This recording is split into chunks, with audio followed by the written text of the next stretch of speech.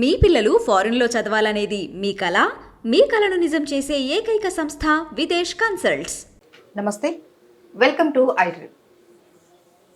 సీజన్స్తో సంబంధం లేకుండా జ్వరాలు విజృంభిస్తూ ఉంటాయి. అయితే ఈ జ్వరాలు రావడానికి ప్రధాన కారణాలు ఏంటి? అయితే ఎన్ని రకాల జ్వరాలు ఉన్నాయి, ఎలా నివారించుకోవచ్చు?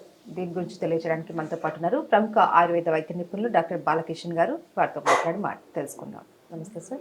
నమస్కారం సార్, ఫీవర్స్ అన్నవి ఒకప్పుడు అయితే ఒక సీజన్ ఉండేది దానికి. ఆ సీజన్ రాగానే ఫీవర్స్ ఎక్కువ వస్తాయి అనేసి జాగ్రత్తగా ఉండేవాళ్ళు. కానీ ఇప్పుడు అలా కాదు, సీజన్తో సంబంధం లేకుండా ఎప్పుడు పడితే అప్పుడు రకరకాల జ్వరాలు వస్తూ ఉన్నాయి. ఏంటి సార్ రీజన్ ఏంటి ఫీవర్స్ రావడానికి? రీజన్ ఏంటి అంటే ఇప్పుడు మనం తీసుకునేటటువంటి ఆహారం, జీవన పరిస్థితులు, ఇప్పుడు ఉన్నటువంటి జీవిస్తున్న జీవన విధానం, ఈ మార్పుల వల్ల ప్రకృతి కూడా అదుపు తప్పింది, వాతావరణ పరిస్థితులు కూడా అదుపు తప్పాయి. సో దానివల్ల ఎలాంటి సమయం లేకుండా, అంటే ఇంతకుముందు మీరు చెప్పినట్టు వాతావరణ పరిస్థితులను బట్టి, సీజన్స్ను బట్టి ఈ టైంలో చలి జ్వరాలు వస్తాయి, అంటే దసరా తర్వాత దీపావళి మధ్యకాలంలో చలి జ్వరాలు వస్తాయని, వర్షాకాలం ముందర జలుబు చేస్తుంది, దగ్గులు వేస్తుంది అని, అలాగే ఇలా వేసవి రాగానే ఎంట్రిక్ ఫీవర్స్ అంటే టైఫాయిడ్ ఫీవర్స్ వస్తాయని దాదాపుగా తెలుసు. ఇప్పుడు కూడా అదే పరిస్థితి, వేసవి బాగా వచ్చేసింది కనుక ఎంట్రిక్ ఫీవర్స్, విష జ్వరాలు అని చెప్పేసి అంటాం వాడుక భాషలో. వాటినే మామూలుగా చెప్తే టైఫాయిడ్ ఫీవర్ అని చెప్పచ్చు. అందరికీ తెలుసు టైఫాయిడ్ ఫీవర్. అది ఎలా వస్తుంది, ఎందుకు వస్తుంది, వస్తే లక్షణాలు ఏంటి అనేది తెలుసుకోవాలి ఫస్ట్. అది లక్షణాలు ఏ విధంగా ఉంటాయి అని మనం ఫస్ట్ వెళ్తే, తర్వాత అంతేకాకుండా ఎందుకు వస్తుంది అనే కారణాలు చూస్తే, మనం తీసుకునేటటువంటి ఎండలో వెళ్ళి రావడం, వేడెక్కి చల్లబడిన నీళ్లు తాగడం, అలాగే రోడ్ సైడ్ ఏదో విషాహారం తీసుకోవడం, అంటే ప్రకృతి సిద్ధంగా, అంటే మనం మామూలుగా ఆర్టిఫిషియల్ భోజనం చేయడం కానీ, పళ్ళ రసాలు కానీ, నీళ్లు తాగడం. ప్రజెంట్గా నీళ్లు చాలా ఇంపార్టెంట్. వేసవి వచ్చేసింది కనుక ఎక్కడ దొరికితే అక్కడ రకరకాల నీళ్లు లభిస్తున్నాయి. ఆ నీళ్లు తాగడం వల్ల ప్రధానంగా ప్రాబ్లం క్రియేట్ అవుతుంది. నీరు, ఆహారం, గాలి, ఈ మూడింటి ద్వారా టైఫాయిడ్ వ్యాప్తింది. అందుకే సరైనటువంటి ఆహారము లభించట్లేదు, సరైన వేళకు భోజనం చేయట్లేదు, సరైన నీటిని తాగట్లేదు. ఇవన్నీ కూడా ప్రధాన కారణాలు అవుతున్నాయి. ఓకే. అయితే సార్, మనకి ఇప్పుడు టైఫాయిడ్ వచ్చింది అనుకోండి, దాని లక్షణాలు ఎలా ఉంటాయి? చాలా మంచి ప్రశ్న సార్. టైఫాయిడ్ జ్వరం వస్తూ ఉంటే ఎలా అంటే, ముందుగా శరీరం అంతా వణికిపోయినట్టుగా, షివరింగ్, చలి ఎలా వస్తుందో చలిలో వణికినట్టుగా శరీరం మొత్తం అదుపు తప్పి వణికిపోతుంది. షివరింగ్, పూర్తిగా షివరింగ్ ఉంటుంది. జ్వరం వచ్చే ముందు, జ్వరం వచ్చాక టెంపరేచర్ పెరిగాక 102, 103 వరకు వచ్చేస్తుంది. 102, 101 ఆ ప్రాంతంలో వస్తుంది. ఎప్పుడైతే జ్వర తీవ్రత పెరుగుతుందో అప్పుడు బాడీ షేకింగ్, షివరింగ్ తగ్గిపోతుంది, దానంతట అదే తగ్గిపోతుంది. అది ప్రధాన లక్షణం అన్నమాట. ఎస్. కొంతమందికి తలనొప్పి, అలాగే వాంతులు వచ్చే అవకాశాలు ఉంటాయి కొంతమందిలో మాత్రం. మిగతా మామూలుగా అలాగే ఉంటుంది. దాహం, ఎక్కువ థర్స్టీ, బాగా దాహంగా ఉంటుంది. ఇవి ప్రధాన లక్షణాలు అన్నమాట. ఫిజికల్గా మనం గమనించాల్సిన లక్షణాలు ఇవి. ఓకే. అయితే సార్, ఏంటి మరి దీన్ని మనం ఎలా నివారించుకోవచ్చు? దీనికి ట్రీట్మెంట్ ఏంటి? ఇలా వస్తే ఎప్పుడైతే ఇప్పుడు ఇందాక చెప్పినట్టు మనం ఇంట్లోనే అయితే కొన్ని జాగ్రత్తలు తీసుకొని జ్వర తీవ్రతను తగ్గించుకోవచ్చు. ఎప్పుడైతే జ్వరం వస్తుంది, అలా ఎక్కువ వేడిలో వెళ్ళకుండా, వేడి పదార్థాలు తినకుండా, జ్వరం వస్తుంది కదా, వచ్చాక చాలా జాగ్రత్తలు పాటించాలి.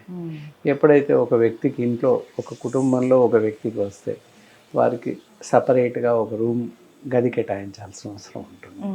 గాలి, వెలుతురు ధారాళంగా ఉండేలాగా చూసుకోవాలి.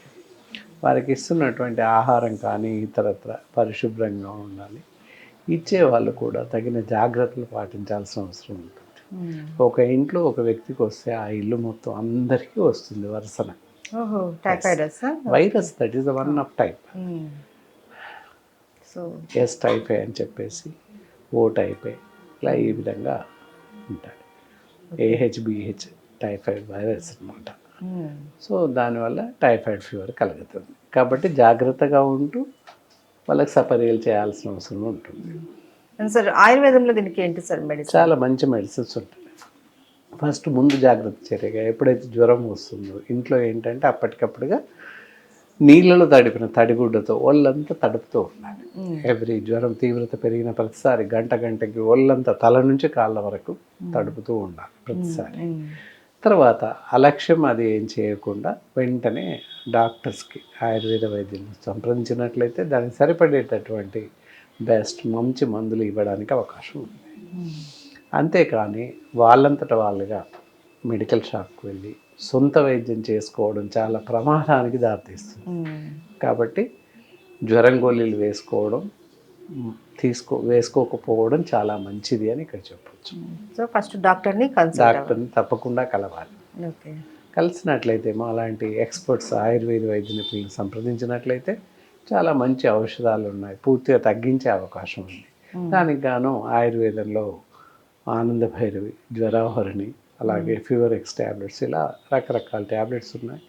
వాళ్ళ శరీర తత్వాన్ని బట్టి ఇతరత్రా ఏవైనా అవలక్షణాలు ఉన్నాయో చూసుకుని దాన్ని బట్టి మందులు సూచించడం జరుగుతుంది. అలా ఆ విధంగా మందులు పరిమిత కాలం వరకు డాక్టర్ సూచనల మేరకి వాడినట్లయితే పూర్తిగా తగ్గిపోయే అవకాశం ఉంటుంది. జ్వరం ఏ స్థాయిలో ఉన్నా, ఎంత ఇబ్బంది పెడుతున్నప్పటికీ 104, 105 ఉన్నప్పటికీ తగ్గిపోయే అవకాశం ఉంది. దానికోసం బాధపడాల్సిన అవసరం లేదు. తప్పనిసరిగా మెడిసిన్స్ ఉన్నాయి. ఓకే. టైఫాయిడ్ ఫీవర్ ఉన్నప్పుడు ఏదైనా ఆహార పదార్థాలు అవాయిడ్ చేయడం లాంటివి చేయాలా సార్? వామిటింగ్ సెన్సేషన్ ఉన్నట్లయితే ఘనాహారం మానివేయడం చాలా మంచిది. తేలిగ్గా జీర్ణమయ్యేటటువంటి ఆహారం గోధుమ జావ అవ్వచ్చు, లేదా రాగి జావ అవ్వచ్చు, లేదా బార్లీ నీళ్ళు, సగ్గు బియ్యం జావ, ఇలాంటి తేలిగ్గా జీర్ణమయ్యేటువంటి ఆహారం 1-2 రోజులు, మొదటి 2 రోజులు 3 రోజులు తీసుకోవాలి. జ్వర తీవ్రత తగ్గిన తర్వాత కొంచెం ఘనాహారం, ఏది దోశ లాంటివి లేదా మామూలుగా బ్రెడ్, పులక ఇలాంటివి మెల్లమెల్లిగా ఇవ్వచ్చు. జ్వర తీవ్రత తగ్గిన తర్వాత మెల్లమెల్లగా ఇవ్వచ్చు. పళ్ళు కూడా ఆరెంజెస్ కానీ, బత్తాయిలు కానీ, ద్రాక్ష, ఈ సీజన్లో దొరుకుతున్నటువంటి పళ్ళు ఏవైనా ఇవ్వచ్చు. ఓకే. పర్టికులర్లీ ఇప్పుడున్న పరిస్థితుల్లో జనరల్గా అయితే కొబ్బరి నీళ్ళు తాగండి అని చెప్తాం, కానీ ఇప్పుడు కొబ్బరి బోండాలు తాగకూడదు. ఎందుకంటే కలుషితం అయి వస్తున్నాయి. అలాగే వాటర్ మిలన్ కూడా తినకూడదు, అవి కలుషితం అవుతున్నాయి. కాబట్టి అస్సలు తినకూడదు. అది గమనించాల్సిన అవసరం ఉంటుంది. అవి చూసుకొని మిగతా ఇతరత్ర పళ్ళు ఏవైనా తీసుకోవచ్చు. యాపిల్స్ ఒకటి తినకూడదు, ఎందుకంటే జర తీవ్రత ఉన్నప్పుడు యాపిల్స్ సరిగా సమంగా జీర్ణమవు, డైజెస్ట్ అవ్వవు. అవి కాకుండా మిగతా ఆరెంజెస్, బత్తాయిలు, ద్రాక్షలు ఇలాంటి పళ్ళు చూసుకొని తినవచ్చు. Citric foods. ఓకే. దాంతోపాటుగా ఆహారం 4th, 5th డే నుంచి మామూలు రైస్ ఇచ్చేయచ్చు. అలా చేస్తూ ఉంటే తగ్గిపోతుంది. Okay. Thank you so much sir. నమస్కారం.